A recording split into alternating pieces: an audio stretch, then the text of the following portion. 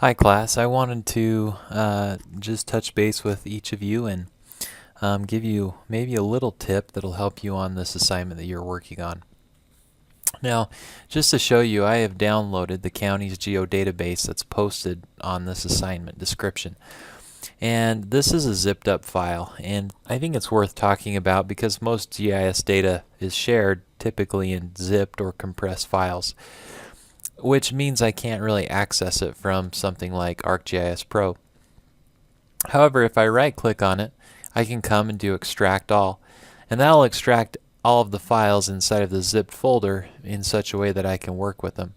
So when I do that, it asks me where do you want them. I'm going to browse, and I'm going to come into this projects example selection folder and choose it and say extract. Now it sees that I already have files in here of the same name, and so I'm going to actually let me just choose a different folder. You can do extract all, and again this time I'm going to leave the selection as my downloads folder. I hit extract anyway, and it makes it such that I can then get into this folder and do stuff with the data. So whenever you see that little zipped up sign, okay, on the folder there, you'll need to extract that information. Now I've extracted it into a location that I could access on ArcGIS, and here you can see the counties of Utah. Okay, and let me just show you again, not to be redundant, but I'm going to add another map and just bring it in again. So you see our default base map. I'm going to come down here to the bottom to catalog, and here's where I have counties inside this example selection folder, and I can drag it out onto the map. The map then adopts the coordinate system of the counties of Utah, and I have all of them chosen. Now, what I wanted to really focus in on and show you in this short video was some of the new selection tools. Some of you have expressed frustration with me about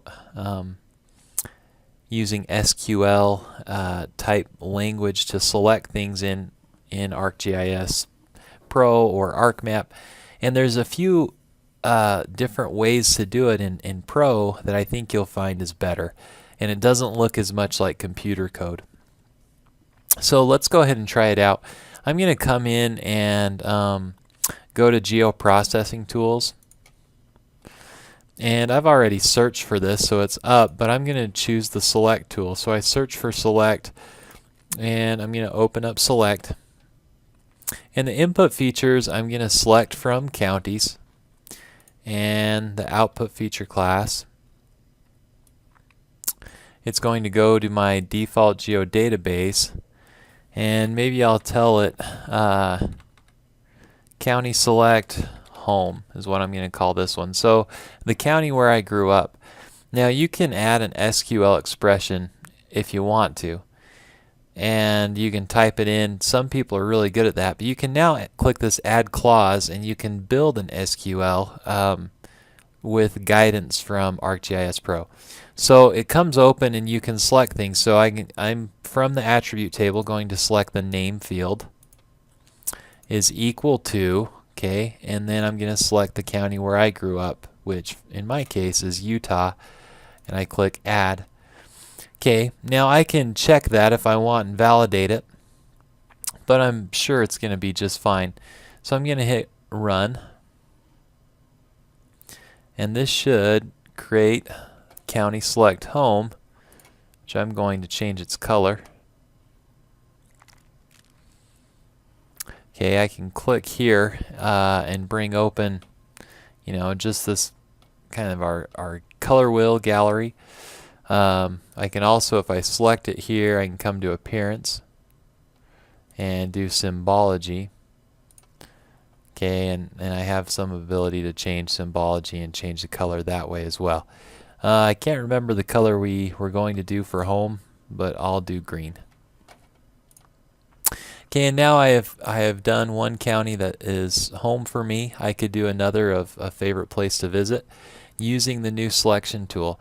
So again, these are things that I know that you're familiar with, but it's good to see some of the new things that ArcGIS Pro allows you to do and to do it quickly. Now, if I have this looks great, and this is a good start to it. And if I want to